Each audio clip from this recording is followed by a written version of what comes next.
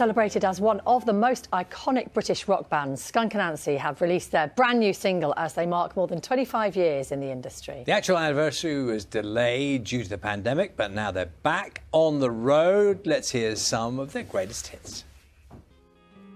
I hope you're feeling happy now. I see you feel no pain at all it seems. I wonder what you're doing now. Livened everyone up a bit, hasn't it, I think? Skid's here now. Morning. Good morning, how are you? It's up the tempo a bit, what you've just done. Yeah, you know, put a bit of energy into the morning, you know. Absolutely. Yeah. Now, one of the things straight away people think, they associate you with style, you know, all those outfits and whatever.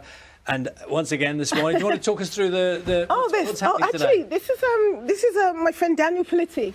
So it's his beautiful jacket that I kind of went to see him the other day and I saw that hanging up and I said, I'm going to have that. Because, oh, that's for someone else. I'm like, not anymore. So he's wonderful. He actually has made all of the stuff that I wear on tour. I've kind of wearing these beautiful suits, I think, in the background there. And a really amazing new young designer called Daniel Politti. Does it feel sometimes that when someone's so well known for the way they look, for all sorts of reasons, does that end up being a bit of a pressure or a kind of just like... That's the fun bit. You know, getting dressed up, you know, it's a fun bit. I love it. And I'm from the David Bowie school of, you know, you on stage, you know, put a look on, make an effort, you know, a bit of style, you know, it kind of adds to the whole thing. I love it. I was seeing on your Insta that you've had a couple of voice problems, haven't you? Yeah, I did. I actually lost my voice for only the second time in my whole career. And, yeah, it just completely went. And I ended up having to, like, take all kinds of things to try and get it back. And then after a couple of gigs, we were like, OK, we just have to stop. My voice coach was like, yeah, you just have to stop. Doctors, just stop. So we just had 4 days off, and then last night we played Nottingham. And it went really well. Yeah, I was walking on stage thinking, and, you know, is it still there? Have I got the higher register? Oh! Like, okay, it's there. And oh God, Nottingham Rock City is just an amazing place to play. And we've been all the way through Europe, and it was the first British gig. So, yeah, it was a really nice welcome home. But you not come off a gig like that absolutely wired. How much sleep did you get last night? Like none. Right. And, you know, I think it's just, we're on a tour bus, and it just takes a while to kind of calm down. And because I'm the lead singer, I come off stage, I have my shower, straight into the tour bus and just try and just calm down because I've got to save my voice.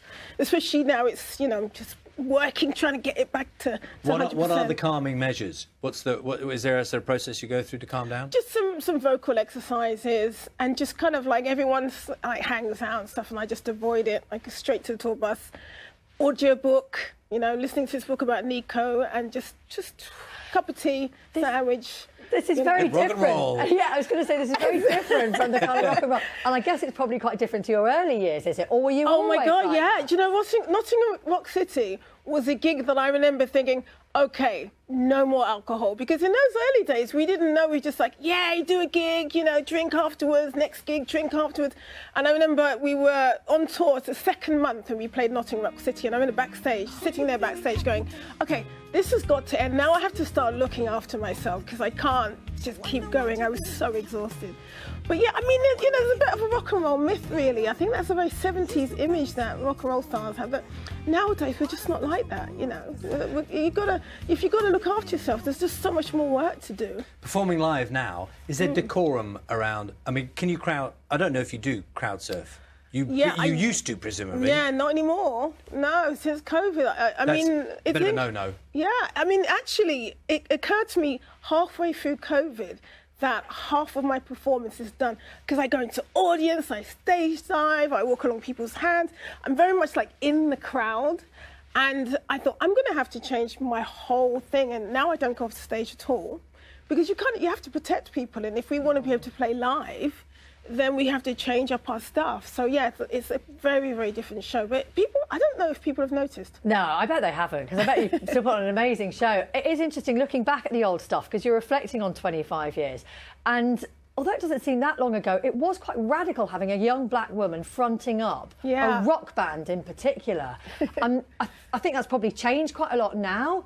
Well, there's still not that many kind of female black-fronted rock bands. We just played with an amazing band called Big Joni in Brixton Academy, and they're one of the few. It's still not that common, I would say.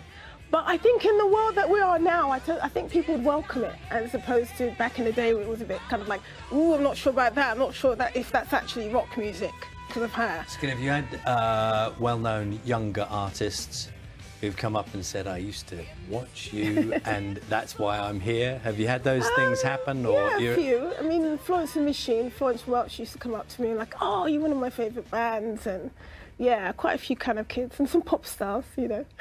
Any names you want to drop in there? Oh, you know, I'm too modest for it. But it must be a nice feeling because, as Rachel said, you know, there was a moment in time, and you know that was unusual. Yeah, it was a bit weird, you know. I mean, it was very rare to kind of. I mean, myself and Cass, the bass player, Cass Lewis. I mean, we tend to be the only black people on the stage, you know, in a lot of festivals but I think it's just an attitude, you know. You can be kind of like, ooh, this is scary, or you can be like, okay, well, it's a bit different. Let's go for it. You know, I always kind of have a thing of like, you know, if you let things weigh you down, then they're going to weigh you down. But if you see it more like, well, that makes us a bit special then. For your own health, I'm going to tell you now to stop talking. That's why. And no other reason. Not that we've got to finish the programme in a second. Protect the voice. Yeah, no, it's good. It's early, but I'm warming it up. It's good. Lovely to see you this morning. Brilliant, Steve. Thank you for talking to us. Skunk Anansie on tour right now. That's it.